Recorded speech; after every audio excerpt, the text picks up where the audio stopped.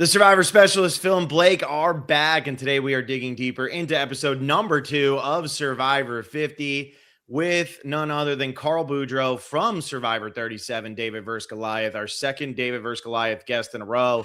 And he's coming in here because he said he just has a bunch of stories of just shitting on Survivor. That's why he wanted to do tonight's episode, right, Carl? Did I get that? I can't remember.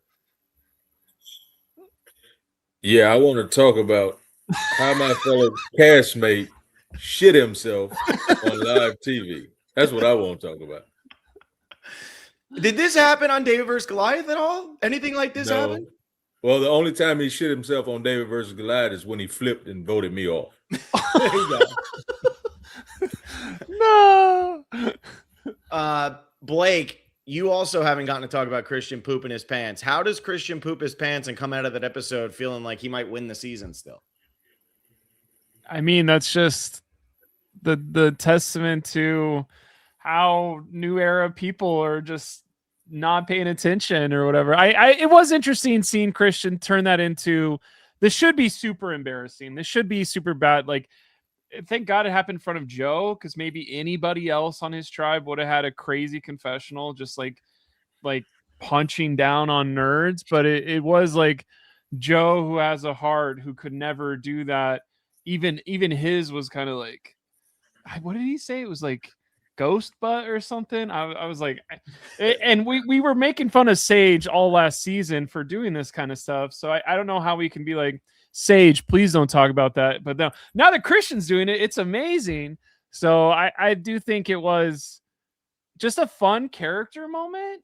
But then it was like, I'm glad they aren't going to bring it up. Hopefully every episode from now on, like if he does make final tribal and people don't vote for him because it's like, I watched you shit yourself on day 4. Maybe that's the coolest thing that could be paid off by this. I mean, go ahead, Carl. Why did I lose $1 million? Because I shit myself. So the other thing that's got me though is now people are posting pictures of the 3 tribes for next week because we know the tribe swap's happening, and Christian's back in the khakis. He's wearing the khakis again, so he's just like going back to the well here. Well, no, I can't say. Again, my season, we had what we had on. That was it. So ever since then, they give them different options of clothing.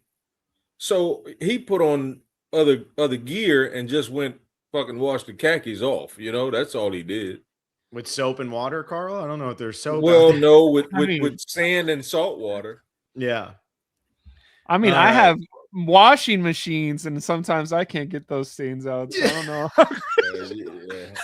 Ain't no washing machines on the island. I can promise you that. Yeah. These probably didn't have Al Pastor burrito though. Yeah, them pants should have been in the garbage is what they should have been. I'm telling you. Oh my God. All right. Poor Christian's pooping his pants. Here's Nick Snyder about to crack a Modelo for you, Carl. There you go. Oh, hell yeah, dude. Carl's ready to go. All right, Carl. Well, we're 2 episodes in. I know you're a big old school fan. The last time I had you on was spring. I think it was season 47, which actually ended up being pretty good. You came on for a predictions of power rankings episode. Yeah. We talked through that one. What are you feeling now that we're seeing these old school players back, and how are you feeling about the dynamic between the old school and the new era? And I count old school. Your season, I'm counting as old school at this point. Oh yeah, for sure. No, I mean, it's in the beginning. I did not like it. You can attest to that because I've stated it multiple times. But it's starting to grow on me because it's like, okay, change it up. I get it. You know what I mean? Put a little twist to it. Now, I'm still always going to ride with old school because that's just what it was. Let me change it some here. So is this season going to be new school and only being 26 days? Mm-hmm. Or is it going to be old school and be 39 days? No, it's 26. So does that make it new school or old school, right? It makes it new school. Yeah, so this is new school. Yeah. 39 days is tough, man. And I was only there for 30. But 39 days is tough. 26 days, Yeah, I don't know. I would have taken it back for this particular season. I would have taken it back to 39 and made the new people that's on there from the new school that make it, hopefully get to see how much you have to endure with those extra days. Mhm. You know, I mean, because 26 days, yeah, no. Again, it's 26 days. Like I got voted off on day 30 and I wasn't even close to winning, but I made it longer than 26 days. For anybody who hasn't watched David vs. Goliath in a long time, Carl, what place did you get? I was it was 20 of us. I think I was 7th, if I'm not mistaken, or 8th. 7th or 8th, somewhere in there. I got voted off on day 30. I'll never forget it. Like, yeah. Yeah. Christian there and you go. Gabby flipped. Like, yeah. Yeah.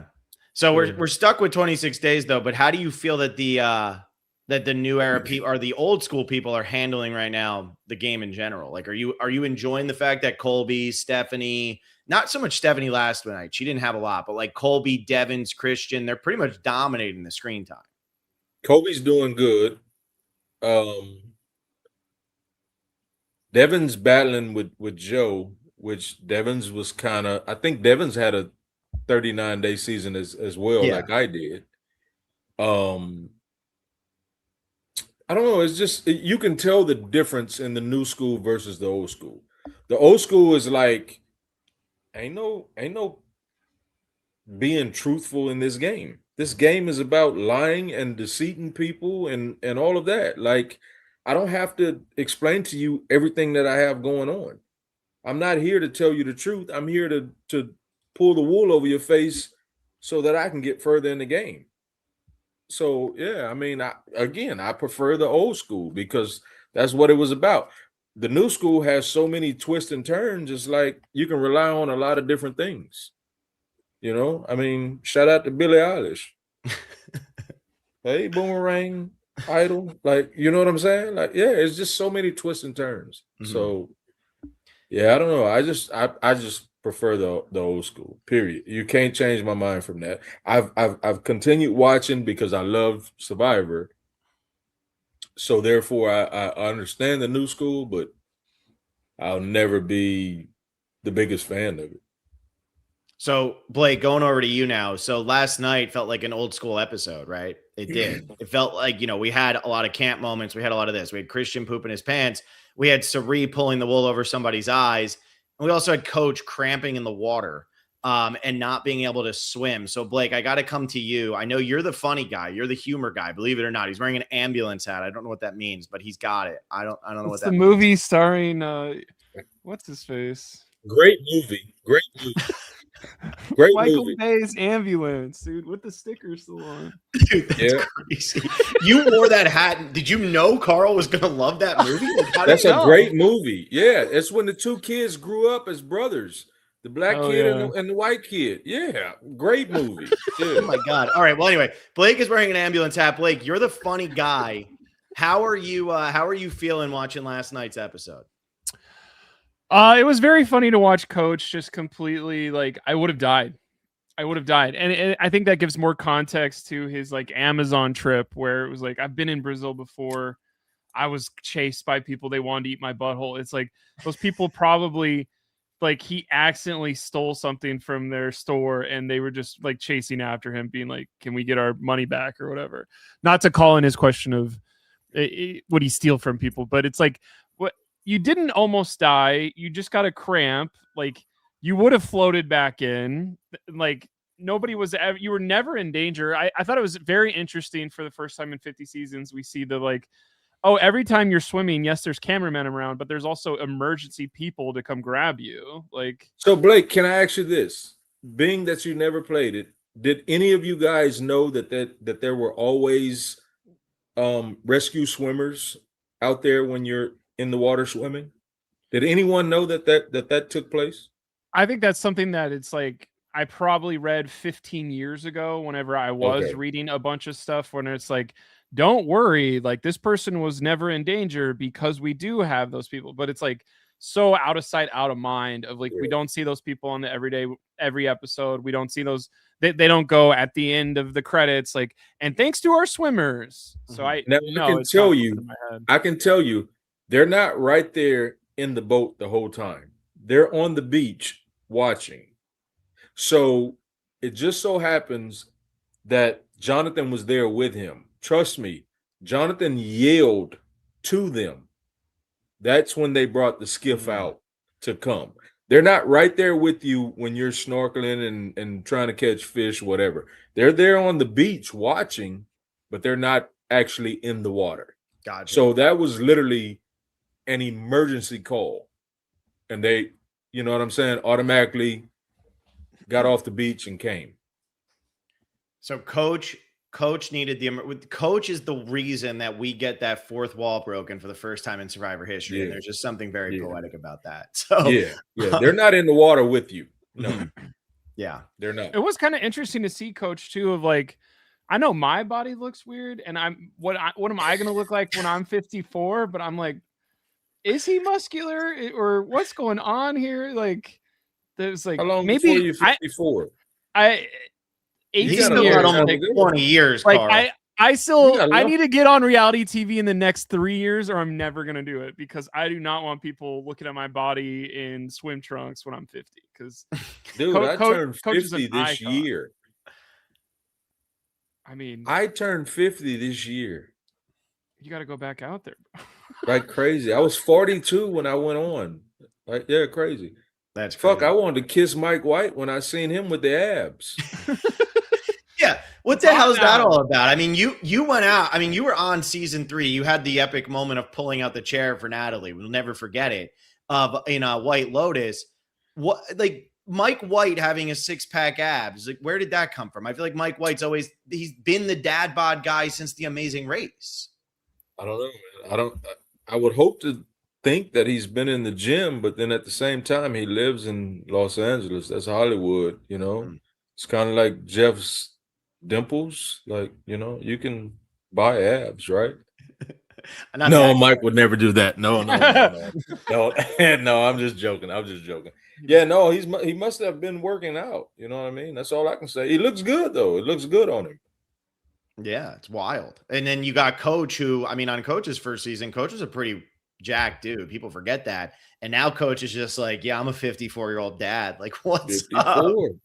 Right. That's what I say. I'll be 50. Like, I can't just do the same things that I did when I was 42. Like, I just can't. Yeah. Because I'm not no gym rat. So that ain't happening. You know what I mean? So what do you guys think about how Coach took the key from Ozzy? I loved it. I mean, I'm all about that. I mean, I have no problem. Ozzy had to know, because the thing is, if Coach doesn't grab it, Q's grabbing it. So what difference does it make? No, Q wouldn't have grabbed it. Q was going for it. Q went for it when he seen Coach jump after it. Q was gonna give it to Coach. Because you don't think Q could have got there before Coach? I mean, I don't know, man. Coach is like a cat. He's too quick. He's like a cat that almost drowned because of like, come on, really? I think it is something where I get Ozzy being mad, but I'm way more of a Coach person of like, cool, you got it off the hook, but like the whole goal is to get it across the finish line. It doesn't matter whether it's an inch or a mile. I'm in movie mode today, but it's like you got it 99% of the last way, but it's whoever gets that last point wins it. So I mean, I get it. I'm just, you know, I don't know. Which again, well, Coach did say when he had the little deal with Q, I didn't say a word, so I didn't agree to that deal. But I don't know. I just, I mean, I don't know. I don't think I would have went for it. Well, let's go to a different spot then. Let's go to the episode 2 part now, where Coach's honor has been called out. So what do you, more importantly than even grabbing the key, what do you think about they're talking about Kyle tearing his Achilles and needing to go out of the game? And then Coach goes, I just want to make it clear. I'm playing this game with honor and integrity. He is segueing off of Kyle rupturing his Achilles. Everybody's still in that mode. I mean, coach is the gift that just keeps on giving. I'm loving it. I'm all in. Coach is all about coach, which you should be. You're playing a game for $1 million. You should be. I've spoken to coach, I think, 3 times since I played my season. And he was a great, genuine guy. You know what I mean? But all of that goes out the window, man, when you're out there on the island. Like, so I understand it. I get it. Like, yeah. What You do you leave think? everything behind. I mean, it's such a funny coach moment for like, this is something where we probably need to let Purple Tribe get their tears out and say like Kyle was such a good guy, but like for coach to be like, that's not what's important right now. Like Ozzy has talked enough crap over there. Let's get this settled. Is something where you're like, how do you not just immediately like laugh out loud if you're on another tribe? How do you not go like, coach is crazy? Like, how are those not the next 5 confessionals of like, even somebody next to him like hit his leg and go, not now, not now. But the like, only players that would see it, the only players that would see it different is the new school players, because the old school players understand what the game is about. Like, I don't care about you over there bleeding. Medic done wrapped you up. I'm playing this game to win for me and whomever else I'm playing for. What you doing is fine and dandy, but yeah, that's not what I'm here for. That's the old school mentality, though. The new school, everybody wants to be friends. Yeah, it's just two different mentalities. Well, it was really on display last night. Sorry, Blake. I just wanted to say it was really on display last night because it was more than just this. I mean, it's Devens going at Joe. Right. You're having rivalries that are starting to rear their head. I mean, it's even the fact, and that's where I'll give Genevieve and Q a lot of credit. Like they have that mentality. I think that's why they were so popular playing on recent seasons. They're going through Aubrey's bag. Like they're ready to go. And I think that this is really showing how important those rivalries are. Like we need all the players to feel some sort of way about each other. And that doesn't always happen. There's some of the new school players that have the old school mentality. Yeah. You can just see it in their gameplay. Like you said, Genevieve and Cal. Like, Q, like they just have the old school mentality.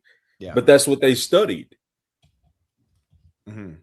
I think what was very interesting for Q is like, he is talking so loud.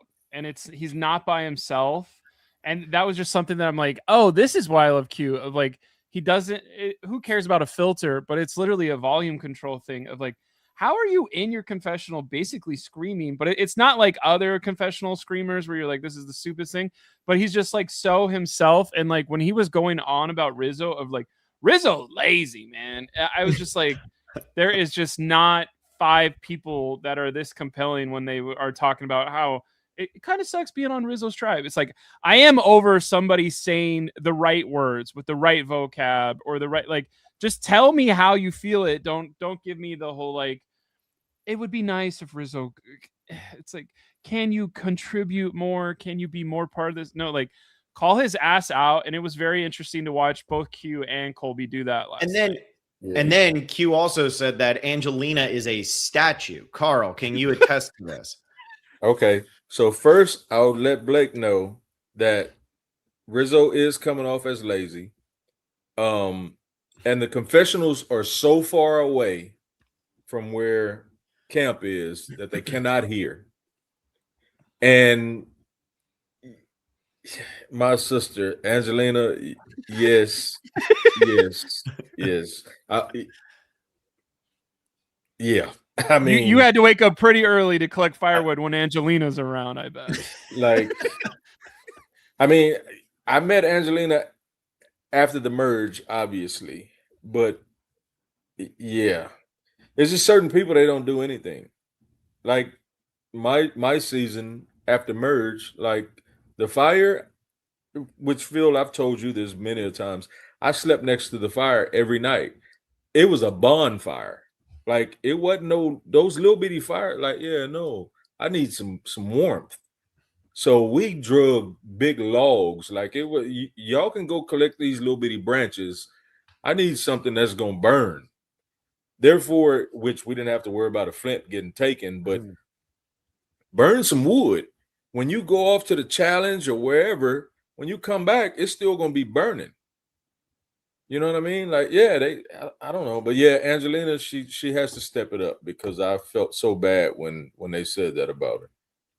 Are you surprised that we're not hearing more from Angela? I think she's been the one shock for me in terms of the edits that are big, the edits that are small. I think I'm shocked that through 2 episodes, we haven't gotten like Angelina isms. We haven't gotten anything over the top from her. It feels like she's just kind of there and other people are narrating her. Like Angelina is supposed to be the one saying crazy stuff. You didn't really get much of Angelina from my season other than when she was getting kicked out the back door and we brought her in, and or she was negotiating for rice. Like, she's the queen of the negotiation. She's the one that started the whole rice thing. My season with Angelina is what started the whole rice thing. So yeah, like, but you didn't get much from her. I mean, that was just Angelina's game. I mean, she flip-flopped so many times. Like, she never had her feet planted. She was just going with whatever flow that she needed to go with at the time. And that was just her. Like, what I'm saying right now, I'm not surprised. I don't like it, but I'm not surprised. Blake, you were really excited for her. I feel like she turns it on whenever she goes to tribal, and that just hasn't happened yet. So it is kind of maybe she doesn't know how close she was to going home if she was the first boot from purple, or could she have thrown Aubrey under the bus? And I think that would have been a fun thing to watch, or like talking to Rizzo and somebody being like, Rizzo, don't talk about your Gen Z stuff. Nobody likes your Gen. It's same kind of coach and Tyson type thing could have happened maybe. But like, I think for Angelina, I'm worried about her in a swap too, where it's like, is she dialed in, or is it kind of like, okay, I'm on another season, it's all stars. I think some people elevate their game. Like when we saw Rick and Christian are like, we're going to stick together. We're going to do some crazy stuff. That crazy thing is going to end the show, and that we'll probably do it later. But it is some people where it's like, if you don't step your game up and go to the next level, like I do feel like you're going to be easy pickings when it comes to a swap. And it is kind of like, what is Angelina's plan whenever she hits the beach? Because I don't know if she has a lot of friends from the old tribe that are going to be like, yeah, Angelina was part of my plan. So like, I think of the 3 from your season that are about to have problems coming up, it's Angelina I'm worried about. Before I pick up on one thing you stated, I'll say this, and I love everybody from my cast. I think Kara would have been a better choice as far as a female going on this season from my cast. Kara was pregnant. She has a beautiful baby now. Now, you mentioned Christian and Devens. Yeah. I'm going to ask y'all this. Do you think that they had personal alliances before this season even started? I mean, I think they had something. I think there was definitely some. I don't know if it was a guaranteed we're locked in, but I think for sure they've spoken. Emily knows Christian too. So like, yeah, I think so. And the only reason why I asked that, because what the hell was that they just pulled at the tribal council? It was amazing is what it was. But what was it though? What was it? What was that all about? They're hiding a fake idol clue so that if one of them either ever get in trouble at tribal, they can act like, oh, like we knew that there was something here. We're going to go pick it up and then try to protect themselves from getting voted out. When I seen that automatically told me that those dudes had a, and I hate it because you shouldn't allow it, but that automatically told me that they had an alliance together before they even went filmed. That's the vibe I got from that. I get what you're saying, but I also feel like they're 2 people, especially Devens, who would try to make up some stuff and try to get a little chaotic. And it's like, you know, it'd be cool. We could probably pull this off. Because I think about it with David Wright when he went back for Edge of Extinction. he had gone to Fiji beforehand and buried a fake idol on one of the beaches so that if he ever ended up on that beach, he could do that. So I feel like, I mean, David and Rick were really close on Edge of Extinction. So I think Devens may have been saying to himself, what's something that I could do if I ever get on this season? And I bet that was a plan that he already had in his head. And he just happened to be able to tell Christian, like, hey, you're the one who got the idol. You're the one who has this piece of, paper or whatever it is. Let's try to do this. I bet you Devens was already thinking about that before he got on the island. And I don't know if Christian was always in that plan. The other layer, I can't speak for Phil, but like I went to 2 pre-parties for finales, and I've never played Survivor, but there was some people from both casts where it's like, oh, you're pretty fun to hang out with for this 4 hours at a bar and aftermath. Like, if I ever went on Survivor and saw them again, like, yeah, we mentioned it on the podcast of like, hey, Davey, hey, Carl, you remember that one time? And y'all hang out with each other probably 5 times a year sometimes. The newer people probably 10, 15 times a year. So I'm sure Christian and Devens have been in the same room before where they're like, oh, somebody has come up to them. Would it be cool if you guys were on the same tribe? And they look at each other and be like, that would be kind of cool. It maybe kind of chaotic, though. I don't think that it would ever happen.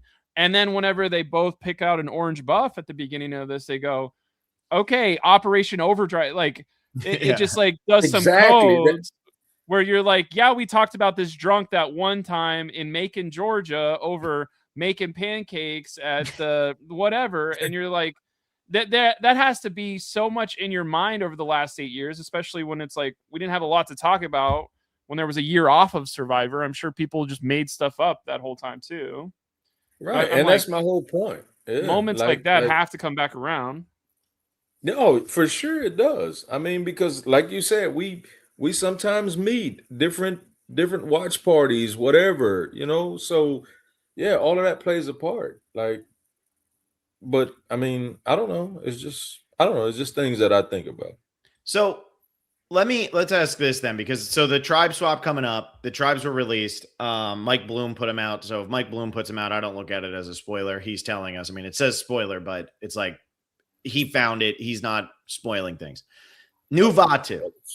You ready for this tribe, Carl? Because I'm curious what your thoughts are going to be. We have Ozzy and Stephanie. Okay. We have Q and Emily.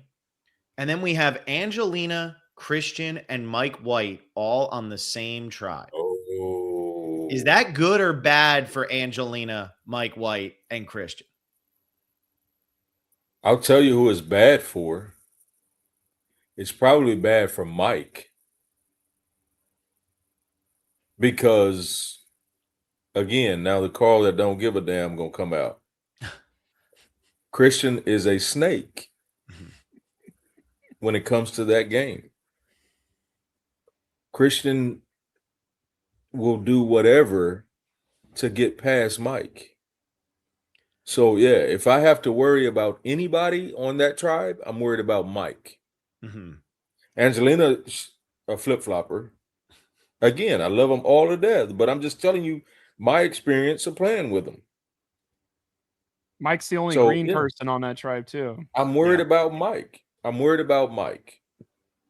Yeah, he gets nobody from his original starting tribe to even back him up, which is crazy because his tribe is the only one that's fully intact. And yet somehow he gets left on an island. You would think he'd be okay. Angelina, Christian, they have a bond. But like you're saying, it doesn't always matter. Like just because you played on the same season and on that tribe, Q doesn't have a vote. Ozzy gave his extra vote to Sari. So Ozzy has 1 vote. So really there's only 6 votes over there. And even if Angelina, Christian, and Mike wanted to work together, Q and Stephanie were close. I could see Stephanie and Ozzy really hitting it off. Crazy they've never played together.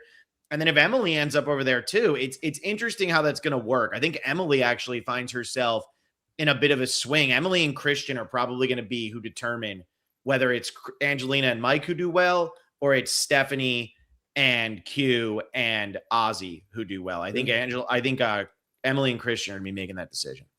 And you got to think Angelina and Mike not on the same page because they weren't on the same page in DVG.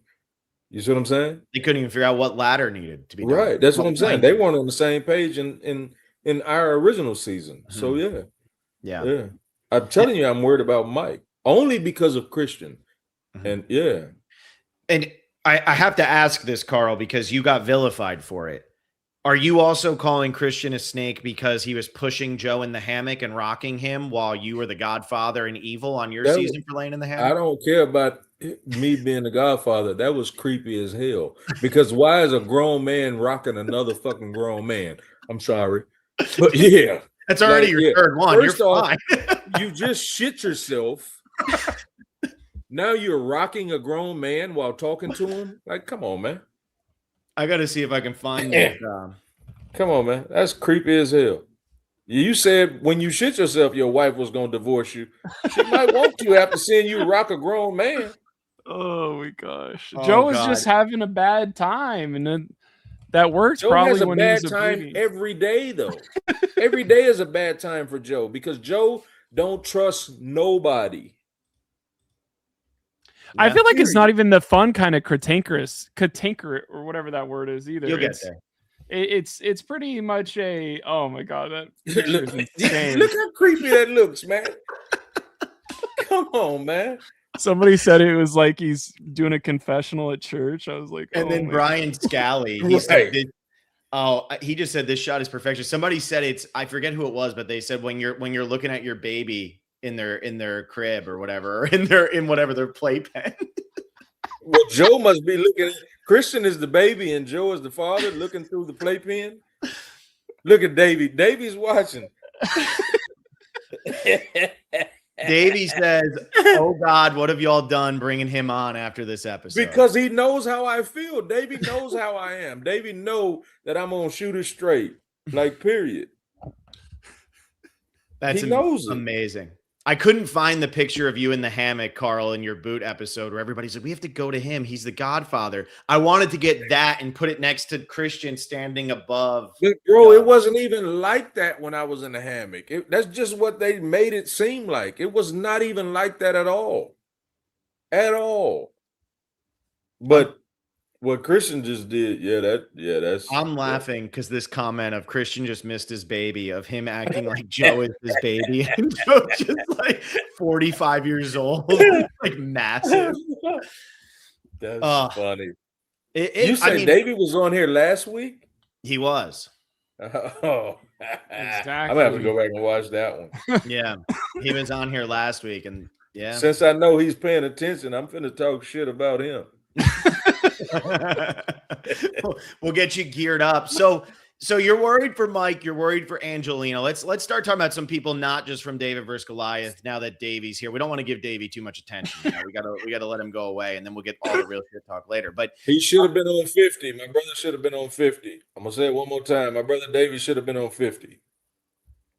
That's not shit talk, Carl. That's like being nice. What happened? I know. I'm showing my brother some love because that's honestly how I feel. He should have been on 50. I think a lot of people are in agreement. A lot. So we'll see what ends up happening. Christian. Over Christian. He should have been on 50. Maybe, but Christian right now is delivering on a level that Davey couldn't, because Davey's not going to poop his pants. Because Davey not going to shit on himself. Yeah, that's all I'm saying. I mean, look, I will say this, though. The editors did this so perfectly this episode, because they started off with Christian pooping his pants and they end it with him falling. Now, the first one was a evacuation. That was an accident. He didn't mean it. The last one, though, that was purposeful. And I thought that was so well edited. It was almost like it was a scripted thing of, here's this thing that's an accident, but then here's this thing that's also goofy. And the tribe has their guard so let down around Christian. You think they would have learned something from your season to not let their guard down around him, but they didn't. Carl's just dying. He's like, Phil, you're not finishing your sentence. If we were in a bar, I'd be screaming right now. Right. Well, because I don't know how Davey feels, but like, again, I've talked to it with people that I'm close to, and it's like stop playing up for the camera. See, and I'm sitting here saying I think Christian's going to win the season. Like, I think he could win the season. I don't see it, but I mean, I could be wrong, but I don't. I mean, he's got Joe's voting for him. Joe's just going to be thinking about that time that he was laying there in Oh, paradise, my rocking God. back and forth, really, really slow. He's ready to vote for it. Blake, What do you got? wasn't ready for me, man. Yeah, No, Blake's over here like, what the hell did I do? Yeah. No, the one thing that I want to talk about that we haven't got to is the actual Devens versus Joe thing, and be like, hey, this is what we're talking about when we say like 93% of the fan base likes the old way. Please stop giving us the 7% of the new way. And I like Joe when I watched him the first time. It is kind of interesting to see the rough around the edges of people being like, this is kind of how he was on his original season, but like, we needed him to come off pretty well because he's going to make Final Tribal, and we don't want to have you think that Kyle's going to win from the beginning to end. So what I'm trying to say right now is Devens versus Joe. I could not have been more on Devens' side of like, I don't need to tell you every single thing that happened. It's probably better if I don't tell you every single thing that happened. If I told you every single thing that I thought about, you'd probably want to vote me out. I'd probably want to vote you out. The whole thought process as I'm choosing my words is so I can have you leave this happy and I can leave this happy, Joe. And Joe focusing on like, what did Savannah say? Oh, I caught you in a lie. I'm going to ask Savannah about this. I'm going to do all of those things. Only put Joe further lower in the pecking, like not pecking order, higher up in the pecking order, lower on the totem pole of like that. That's not how you get in Devens. Like you almost have to just, all right, I'm trying to play Devens' game instead of my own game right here because I'm talking to Devens. It was interesting to see these people aren't going to flex at all, but Devens is going to, because his gameplay is more chaotic, when he doesn't flex, it's fine, but whenever Joe doesn't flex, it's going to be a problem coming up very soon. That's a true statement, but you stated it. Joe's playing his game, the same game he played on his season. That's just how he is. He's straightforward. He don't beat around the bush. I mean, you can't knock him for that. Is it the best gameplay? Maybe not. Maybe it can be. That's just how he is. You can't change nobody. I played the way I played. I was straightforward. Was it the best? Obviously, it wasn't good enough because I didn't win. But you have to take in consideration some people are just going to be straightforward. Some people are going to be like a limp noodle. I mean, that's just what it is. No one has the exact 100% way to play this game of Survivor. Mm-hmm. Because once you get out there, everything just changes. And like if I knew not to say this or say that at whatever moment I said it, trust me, I wouldn't have said it. You know what I mean? Looking back on it, hindsight is always 20/20, right? Like, yeah, I would have never said some of the things that I said. But that's just what it is. Go ahead, Phil. Yeah, no, and Savannah actually said that in this argument between the two of them, it was severely toned down for the edit. She said that it was a lot more extreme. And I know a lot of people are on Devens' side, and Devens was my preseason winner pick. I love Rick Devens. Like Rick Devens and Christian, what they're doing right now, Sari and Ozzy, like I'm entertained as hell by that tribe. Key word you said real quick, the edit. That's of course. The fans have to pay attention to is the edit. Mm-hmm. Of course. And I think for me, when I watch this happen, I do feel like Joe had a good point. I just think people might have turned on Joe because he was boring in his season or people didn't like his game, whatever. But I think Joe had a good point of like, I watched her whisper, just tell me what's going on. And even if it's a BS lie, you're going to build trust with me because I'm going to say to you, this is dumb. And look, we saw Rick Devens in Edge of Extinction. Now, granted, Rick Devens gets voted out. So when he comes back, he is pissed at everyone. But at the same time, when he comes back into the game, we see him with War Dog. War Dog's like, hey, look, here's what I'm thinking. You, me, David, Lolly, Kelly, we're going to run this. And Devens has that infamous line of course I want to walk with you or work with you, except I don't. And War Dog's like, what do you mean? Like, we had to vote you out. We didn't have a choice. Like there was nowhere else. And Devens like, I don't give a crap. Like, I don't want to work with you. So we've seen Devens be rough around the edges.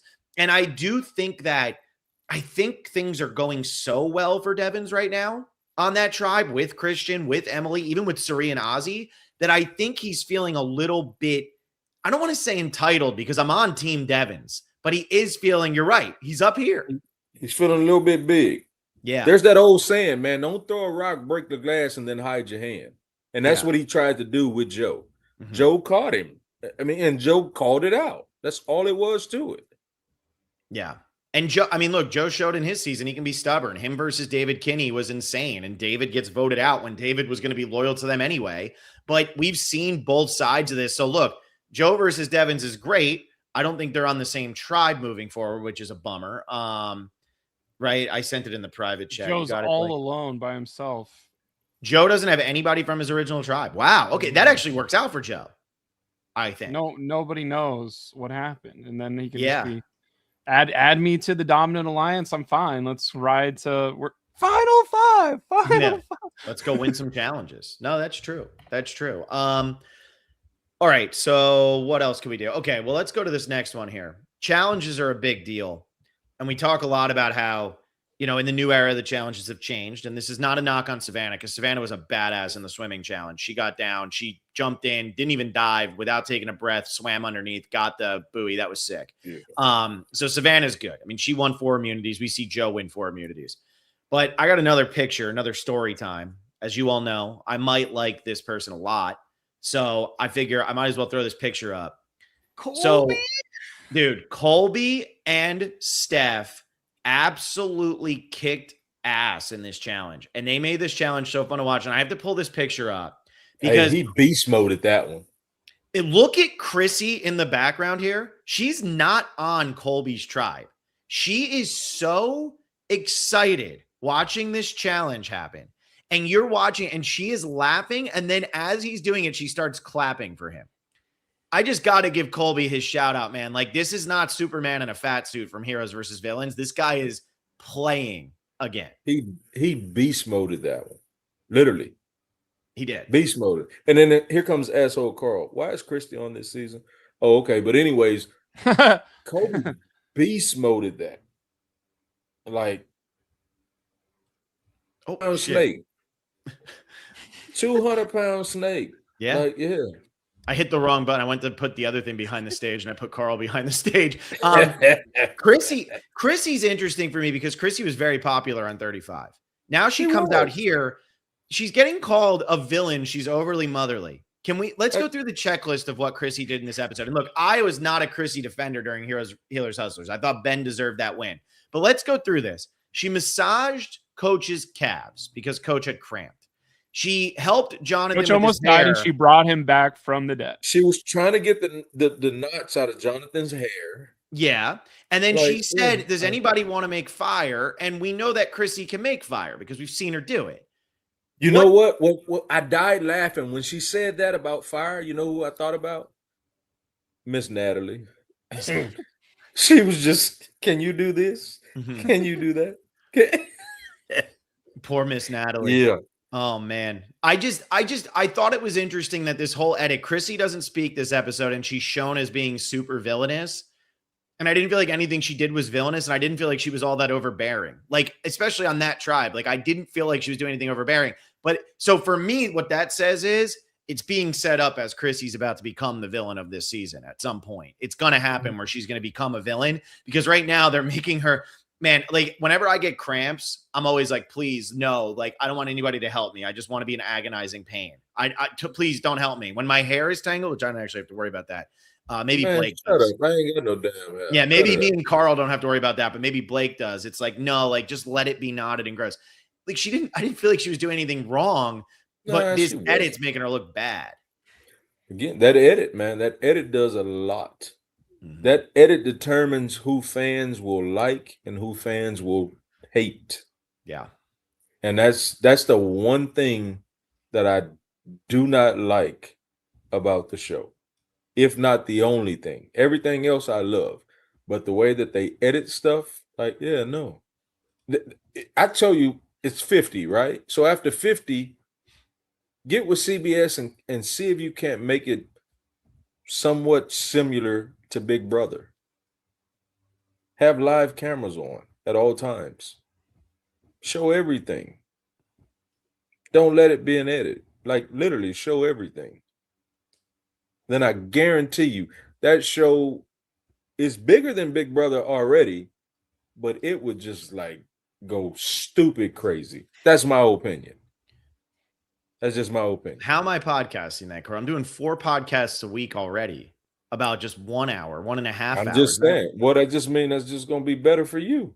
I just got to stay up 72 straight hours, you know. But no, I hear what you're saying with that. I mean, Survivor will never do that. I mean, Survivor, it's gotten to the point where even with like exit press and stuff, like, you know, it's tough to even grab the tell-alls. I mean, back in the day, Carl, we had so many tell-alls. You, Alec, Kara, Davey, like we went down so much of your cast. The cast after that, 38, 39. I mean, 38, I think we had that half the cast at least. It's harder to get that stuff. The narrative is more controlled. And I think it's interesting on this season specifically how the narrative has been, because you have a lot of these new era players where you were saying, why'd they get a spot over this person? And then you look and you're like, Camilla, Dee, Tiffany, Charlie have done nothing. Like, and I get they're on the tribe that's winning all the time, but they haven't done anything. Let's talk about Dee. I've never met Dee before.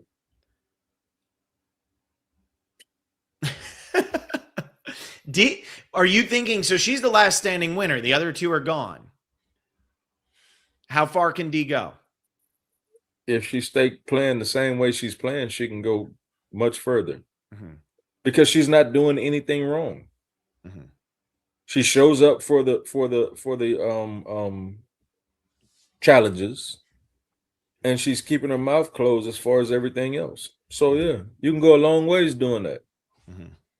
You don't want to start ruffling no feathers until after the merge.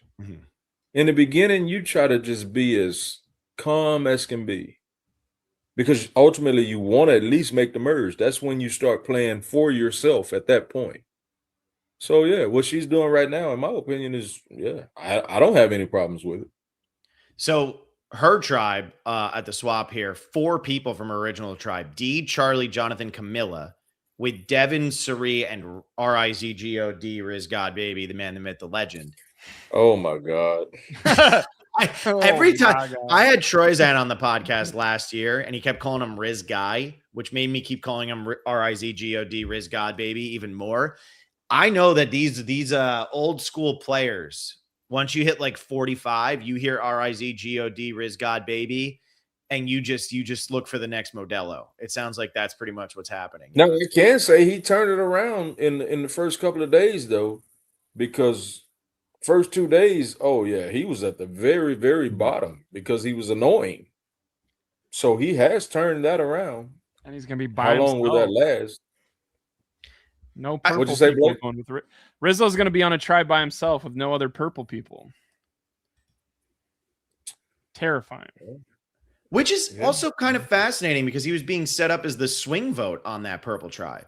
And now he's not even with anybody on the purple tribe. So I wonder what that's going to mean when he gets over there. I mean, Devens and Sari, I think, will be fine. They were already working together a little bit. They've been to a couple tribals. But that Charlie, Dee, Jonathan, Camilla, like, do you think Sari can pull in? Like, Rizzo's got to want to work with Sari, right? I mean, Rizzo Sari can. Yeah, he's got to want to work with Sari. Sari is the queen. Like, yeah.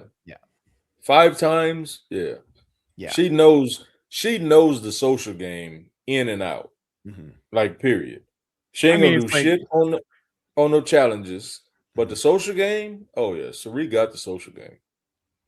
It's like going on a movie set and Tom Cruise is there. It's like you're gonna go eat your granola bar by Tom Cruise, and then if Tom Cruise is like, can somebody grab this wrapper for me? Yeah, I got you.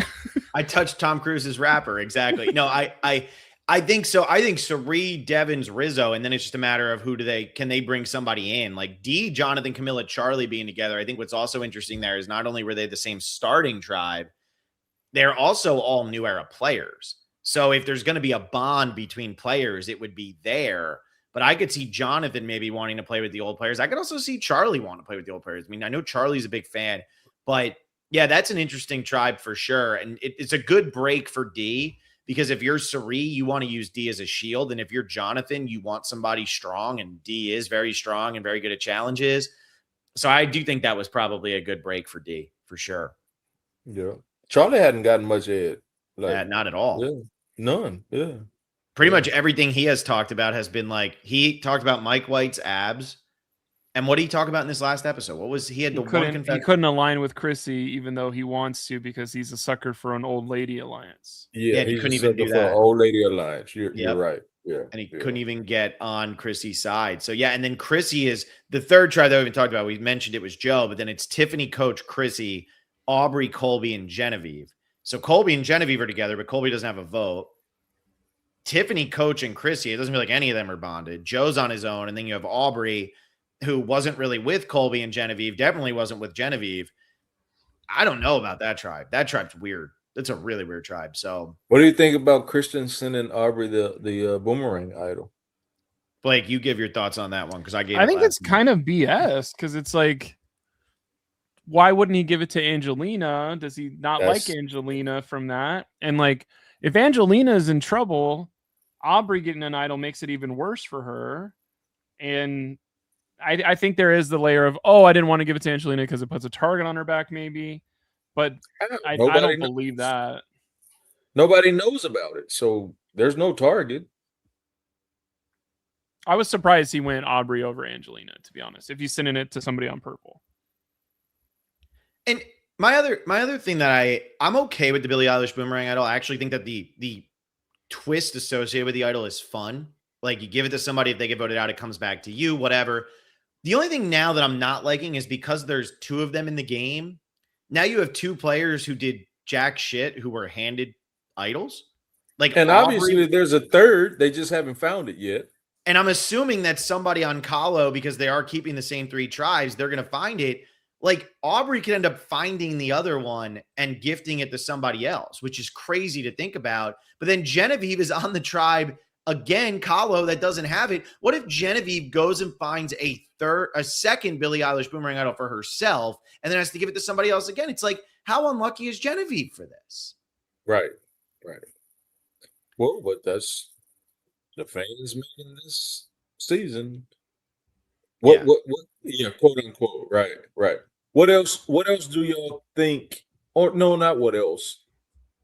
What other famous person do you think has a twist that's going to be showed in this season? We were told it was Jimmy Fallon, Mr. Beast, and Luke Bryan. So we know those three other than Billie Eilish. I just don't know if there's any more. You know who else I'm surprised that wasn't put out there first is Sia. Yeah. Because she's donated the most money. Go ahead, Blake. The other thing that I'm actually like, what is going on here? Billie Eilish hasn't said a word. They haven't brought Billie Eilish. They haven't shown a picture of Billie Eilish. Could you imagine we just show up and it's the boomerang idol? The words, hey, it's Billie Eilish. Oh, Billie Eilish, I'm a fan of you. Like, all of those are moments. I don't think those are going to be iconic moments that get showed in 10 years from now. But I think people will go, probably for 51, boomerang idols are back because it seems like everybody kind of likes this. We don't know what's going to be the actual end goal of these idols or what are they called? Outcomes of these idols. But I think boomerang idols would be cool to have around forever. I'm just like, why are we putting Billie Eilish on it if she's not going to show up and say hi or post? She hasn't even tweeted or anything about it. Like, she doesn't even mention that Survivor's on. And so it's like, so what was the point of this? And I always think about it this way, like, Carl, you just said you're turning 50 this year. Me and Blake are both in our mid 30s.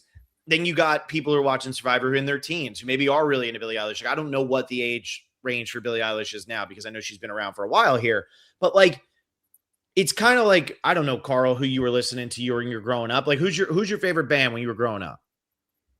Well, I didn't really listen to a lot of widespread bands.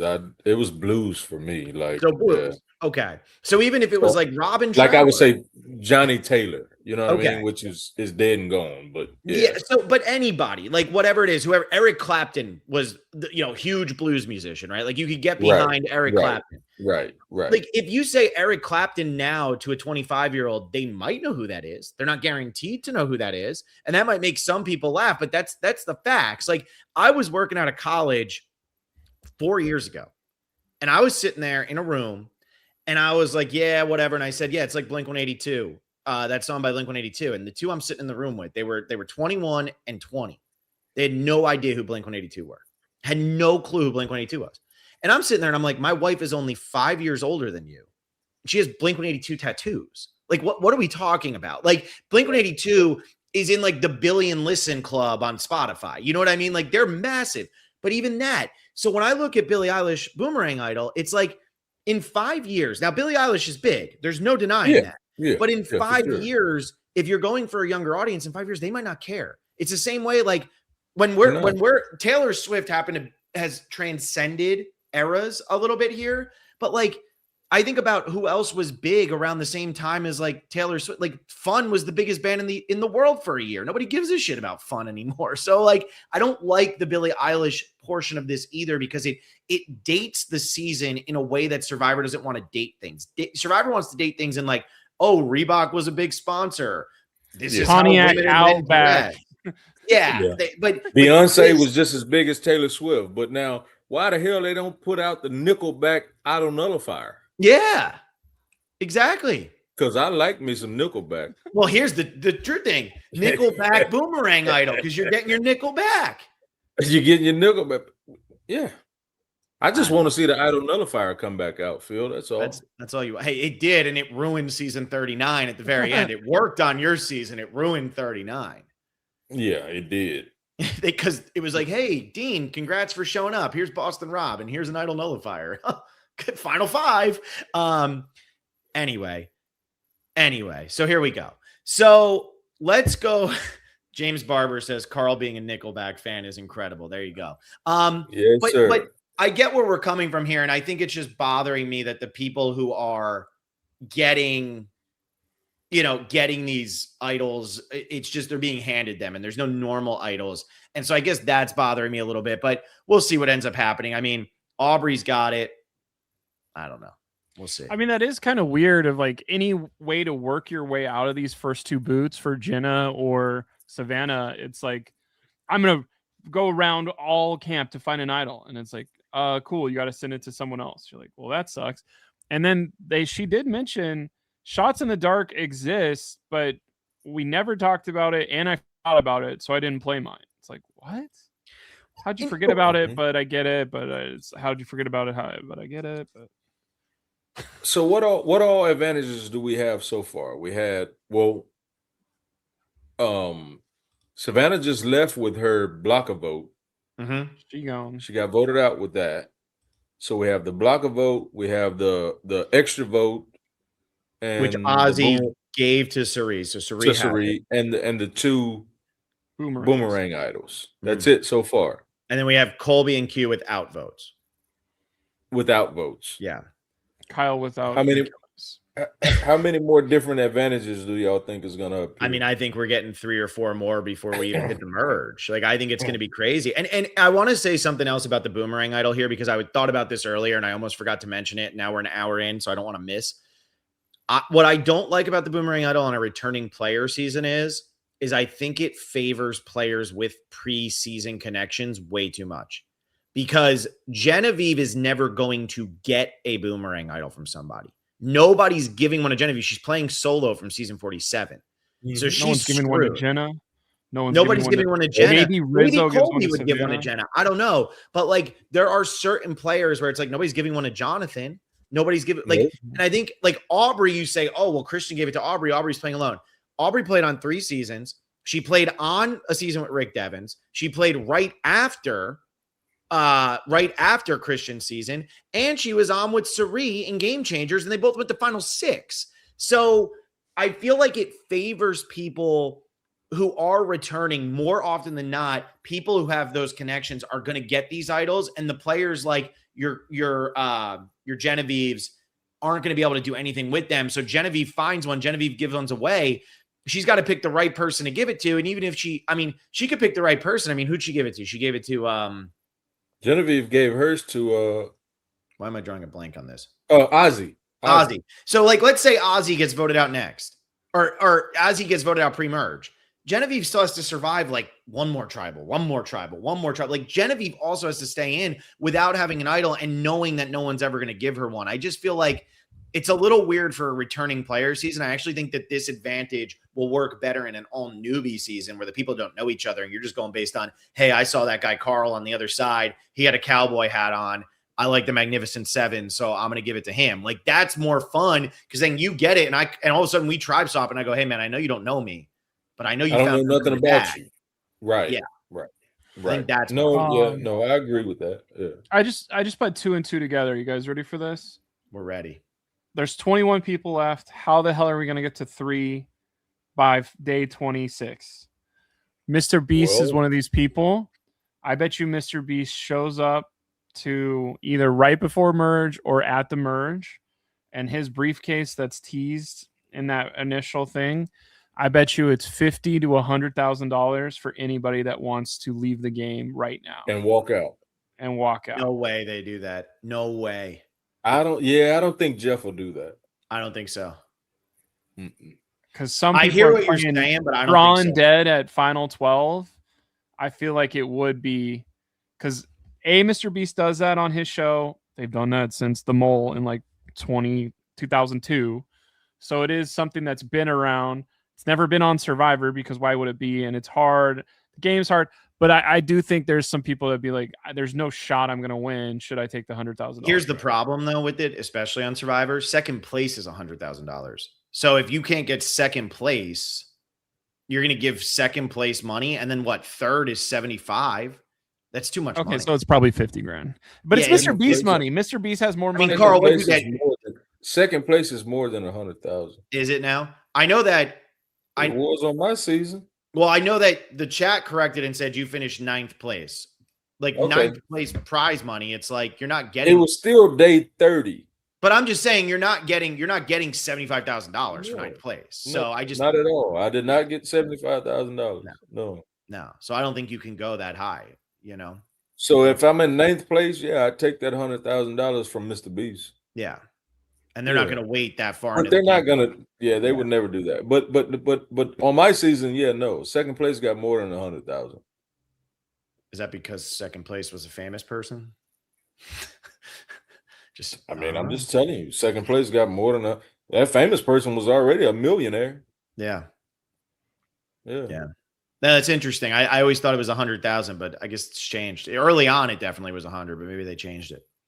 What else about this episode?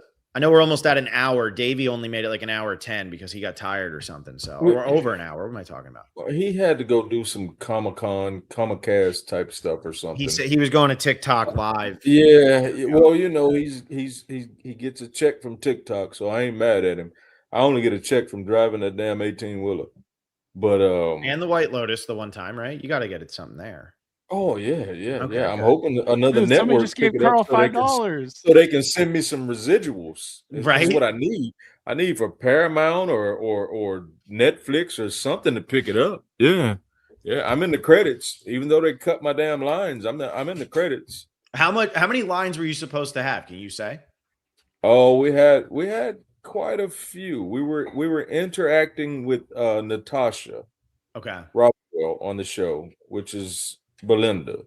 Mm-hmm. But HBO has something to do with all of that. But there you go. Worth playing for says I'm a Carl fan. I'm a Carl fan.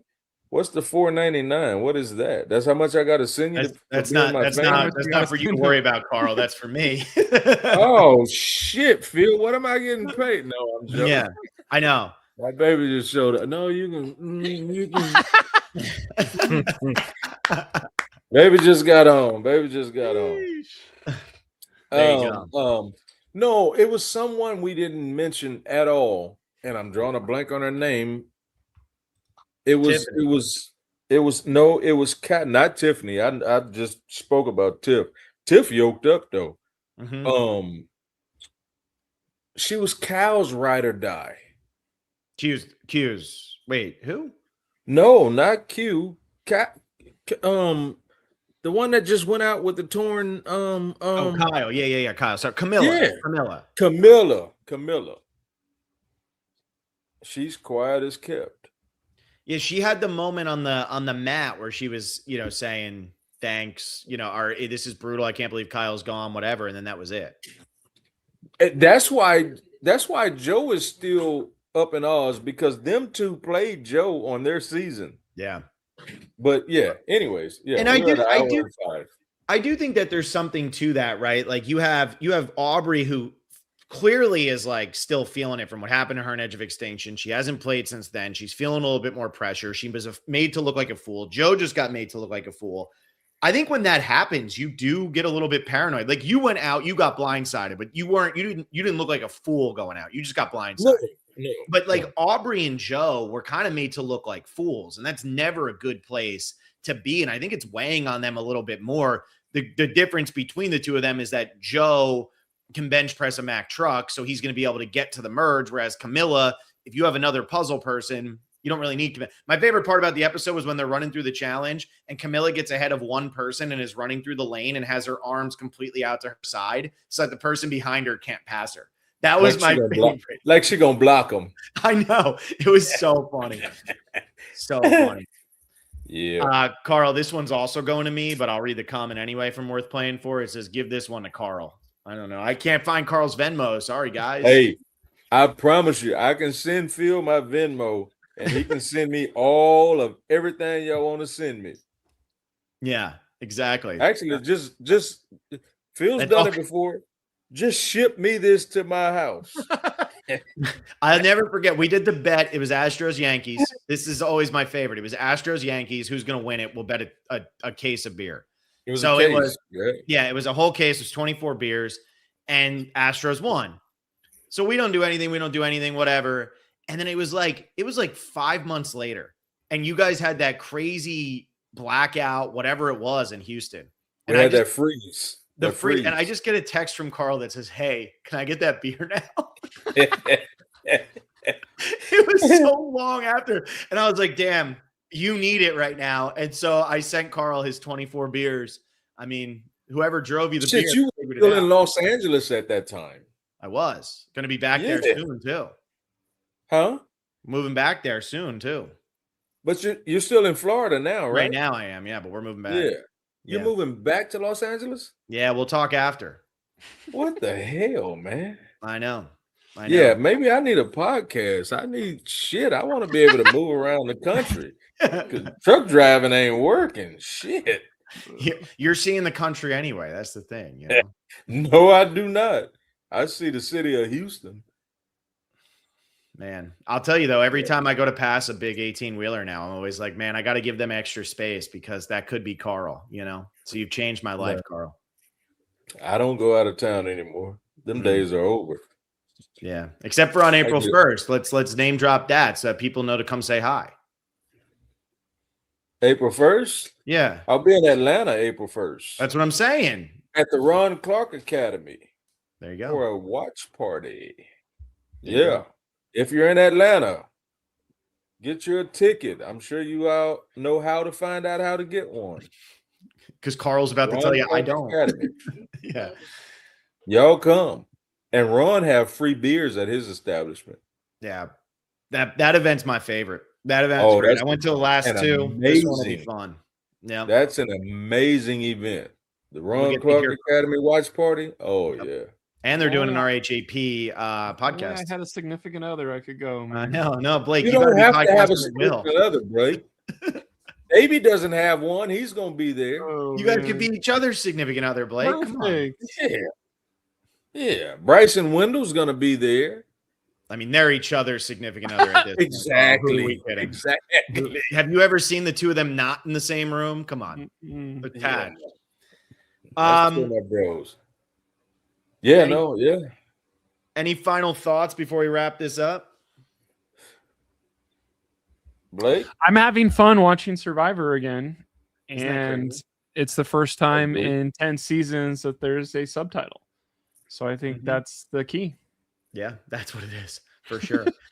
Carl, who's your winner pick? Who you going out with?